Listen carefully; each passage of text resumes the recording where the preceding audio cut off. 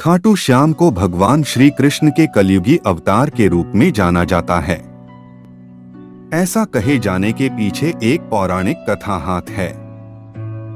राजस्थान के सीकर जिले में इनका भव्य मंदिर स्थित, जहां हर साल बड़ी संख्या में श्रद्धालु आते हैं। लोगों का विश्वास है कि बाबा श्याम सभी की मुरादें पूर्ण करते हैं और रंग को भी राजा बना सकते हैं। कौन है बाबा खाटू श्याम?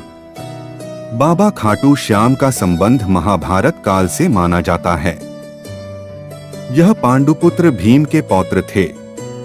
ऐसी कथा है कि खाटू श्याम की अपार शक्ति और क्षमता से प्रभावित होकर श्री कृष्ण ने इन्हें कलयुग में अपने नाम से पूजे जाने का वरदान दिया। खाटू श्याम की कथा। लाक्षागृह की घटना में प्राण बचाकर वन वन भटकते पांडवों की मुलाकात हिडिंबा नाम की राक्षसी से हुआ।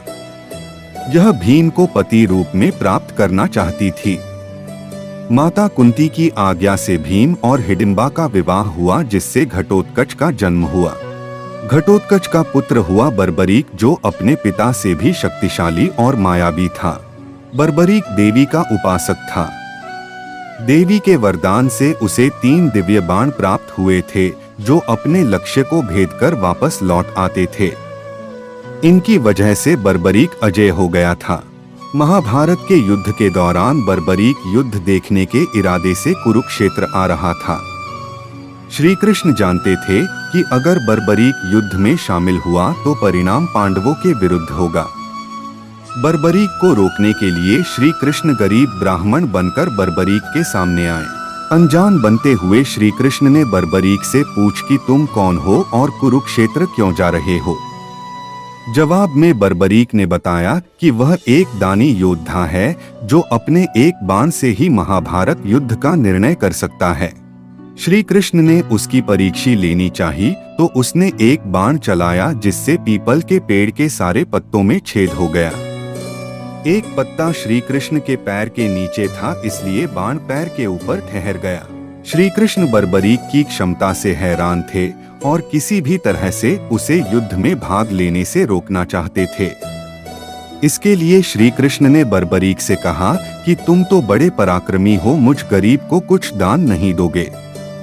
बर्बरीक ने जब दान मांगने के लिए कहा तो श्री कृष्ण ने बर्बरीक से उसका शीश मांग लिया।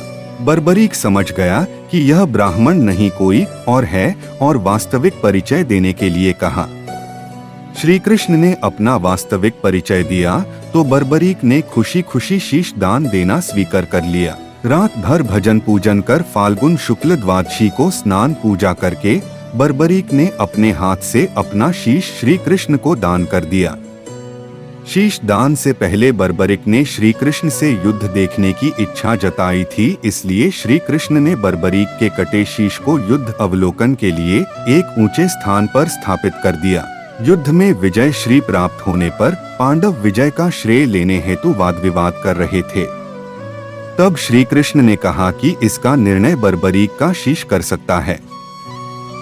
बर्बरीक के शीश ने बताया कि युद्ध में श्री कृष्ण का सुदर्शन चक्र चल रहा था, जिससे कटे हुए वृक्ष की तरह योद्धा रणभूमि में गिर रहे थे। द्रौपदी महाकाली के रूप में रक्तपान कर रही थीं।